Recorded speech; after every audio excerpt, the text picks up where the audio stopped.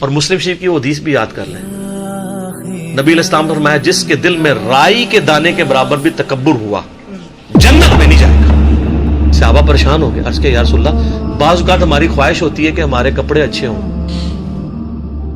ہماری جوتیاں اچھی ہوں، بن ٹھن کے رہنا ٹشن ٹیٹ، تو آپ نے فرمایا یہ تکبر نہیں ہے، اللہ بھی خوبصورت ہے اور خوبصورتی کو پسند فرماتا ہے، تکبر یہ ہے کہ تم حق بات سے اناد کرو۔ مجھے پتا چل گیا کہ بخاری مسلم میں نماز کا طریقہ رفع الیدین سے لکھا ہوا ہے، اب میں اکڑ میں آ جاؤں، میں حق سے اناد کر رہا ہوں۔ مجھے پتا چل گیا قرآن میں ایاک نعبد و ایاک نستعین لکھا ہے، پھر بھی میں بابوں کو پکار رہا ہوں مدد کے لیے، میں متکبر ہوں۔ حق بات سے اناد کرو، یہ ہے تکبر، اور دوسروں کو حقیر جانو۔ آپ مہنگے کپڑے ضرور پہنیں لیکن کسی کم درجے کے کپڑے پہننے والوں سے نفرت نہ کریں۔ اسی لیے دیکھیں آپ کو اسلام نے کتنا پابند کیا ہے۔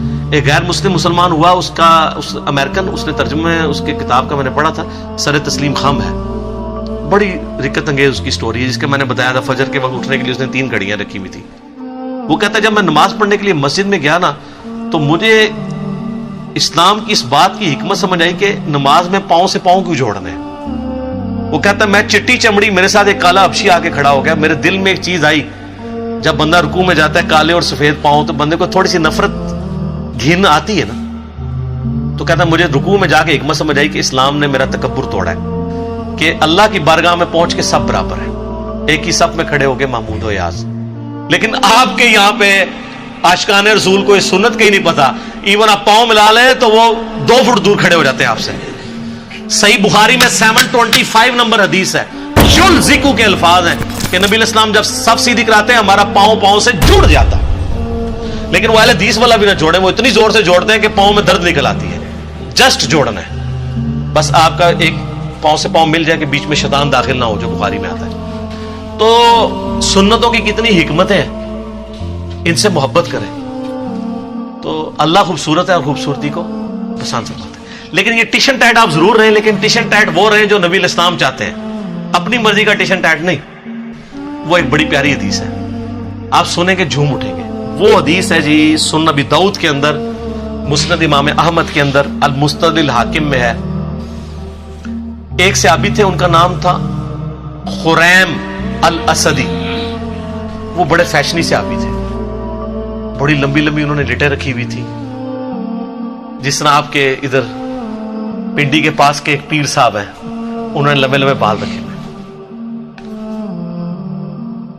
اور بڑے خوبصورت کپڑے پہنتے تھے اور زمین پہ گھسٹ رہے ہوتے تھے۔ اب لاڈلے بھی تھے، بڑے فیشن والے بھی تھے، تو نبی علیہ السلام نے ان کو ڈائریکٹ نہیں کچھ کہا،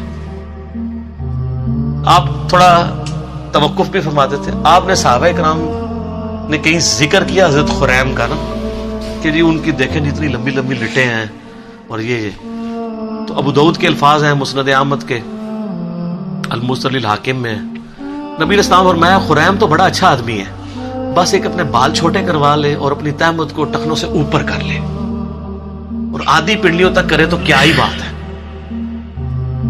تو صحابہ کرام نے نبی علیہ السلام کا بس پیغام اس کو بھجوایا کہ تیری تو حضور نے بڑی تعریف کی ہے، بس 2 چیزیں ہائی لائٹ کی ہیں۔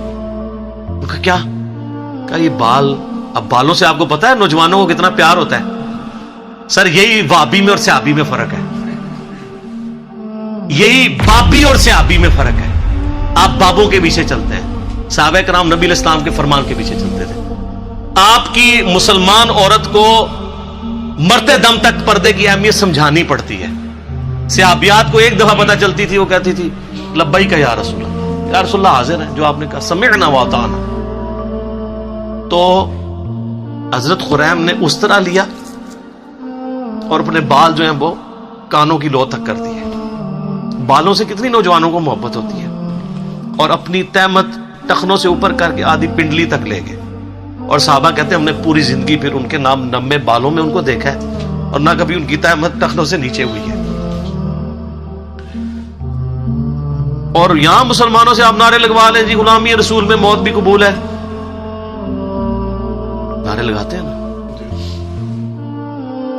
تو موت قبول ہے، داڑھی قبول نہیں، فجر کی نماز جماعت سے قبول نہیں، ٹخنے ننگے کرنا قبول نہیں ہے، ماں باپ مخالف ہو جاتے ہیں، پتہ نہیں کیا کیا نام رکھنا شروع کر دیتے ہیں، لوگ ہمیں کیا کہیں گے، لوگ ہمارے بارے میں باتیں کریں گے، تو سر پھر جنت آسان تو نہیں ملنی. یہ ابھی تو نہیں آپ کو پڑھایا گیا، بخاری مسلم میں حدیث ہے تم مومن ہی نہیں ہو سکتے جب تک کہ میں تمہیں تمہارے ماں باپ، تمہارے بیوی بچوں، سب لوگوں سے بڑھ کر عزیز نہ ہو جاؤ. اور بخاری مسلم میں حدیث ہے ایمان کی علاوت اس نے چکھی جس کو اللہ اور اس کا محبوب صلی اللہ علیہ وآلہ وسلم دنیا میں سب سے بڑھ کر محبوب ہو جائے. اس میں اللہ از دا ٹاپ پرائرٹی کی بات ہو رہی ہے، صرف محبت کی نہیں.